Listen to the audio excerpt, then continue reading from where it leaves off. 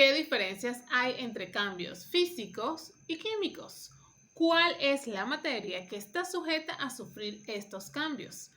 Quédate conmigo y descubre las respuestas a estas y otras interrogantes. Aquí en Oparapa Digital Educación seguimos trabajando para ti. Todas las semanas estamos subiendo nuevo contenido, recreando todos los contenidos de ciencias naturales y biología. Así que si aún no te has suscrito, te invitamos a hacerlo.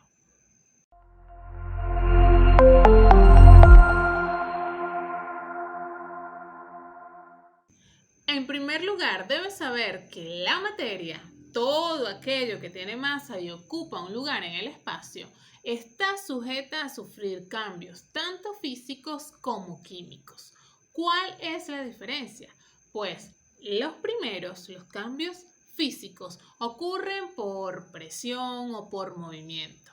En este caso, no hay un cambio de los componentes o las sustancias que conforman a la materia.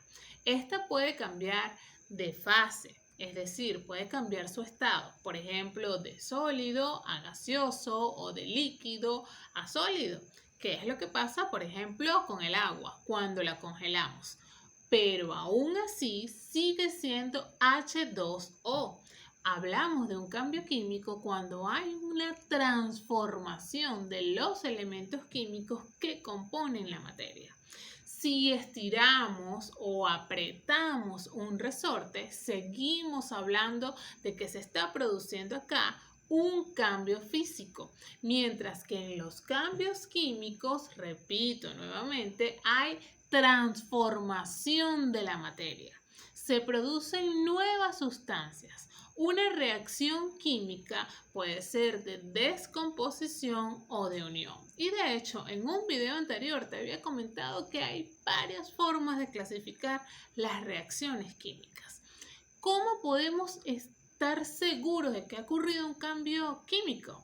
Pues hay varias formas de detectarlo. En la naturaleza ocurren los cambios químicos espontáneamente a determinadas condiciones.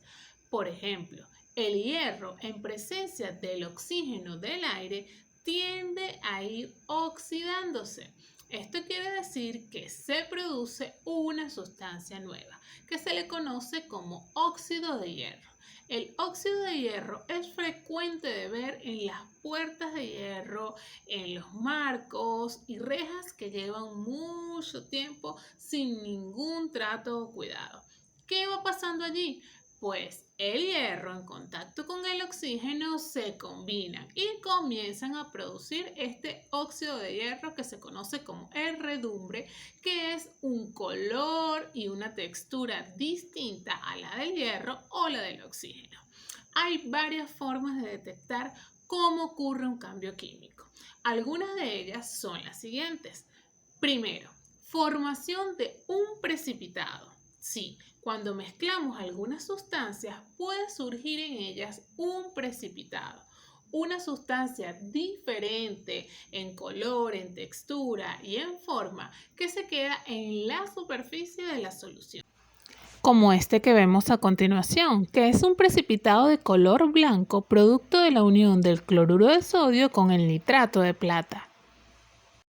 También puede que ocurra un desprendimiento de gas, como ocurre en un proceso que se llama fermentación, del que ya te voy a contar. Este proceso ocurre naturalmente. Las responsables son algunas bacterias capaces de producir ácido láctico y alcohol, el cual puede ser utilizado para la producción de yogur, quesos, vinos, cervezas y la fermentación de muchas frutas que utilizamos a diario. Es por ello que este proceso tan importante vale la pena profundizarlo más adelante en un video posterior. Puede ser también que ocurra un desprendimiento de luz y calor, como ocurre en una reacción de combustión. Esta es una reacción química rápida que se produce entre un material oxidable y el oxígeno.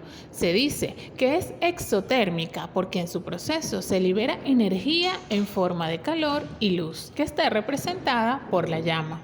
En todo proceso de combustión hay un comburente, que es la sustancia que oxida al combustible. El comburente, en este caso, está representado por el oxígeno y el combustible, aquel que tiene la capacidad de arder, por el papel. El producto son las cenizas que corresponden al residuo mineral del papel. La fórmula química básica de un proceso de combustión está representada de la siguiente forma. El combustible más el comburente producen dióxido de carbono y agua, entre otros factores. Un cambio químico también puede evidenciarse en el proceso de putrefacción de las frutas. Sí, aquí podemos evidenciar cómo hay un cambio de color y de olor que se manifiesta. Esto es señal de que están ocurriendo transformaciones en las sustancias químicas que componen a estas frutas. Por la acción de factores como la humedad, la temperatura y los microorganismos que pueden acelerar o influir en las reacciones químicas, inicia el proceso de descomposición en el que son evidentes estos cambios. Si tienes la oportunidad de observar al microscopio un corte de estas frutas, encontrarás hongos como el Penicillium, Rhizopus y Aspergillus, capaces de generar toxinas que son dañinas para el ser humano. Por eso no es recomendable comerlas cuando están en este estado. Como habrás notado, establecer las diferencias entre cambios físicos y cambios químicos de la materia es sencillito. Te invito a que te quedes con nosotros. Si tienes alguna duda o quieres interactuar con nosotros, déjanos tu comentario. Estamos atentos a lo que tengas que decirnos, pues estamos creciendo contigo en Oparapa Digital Educación.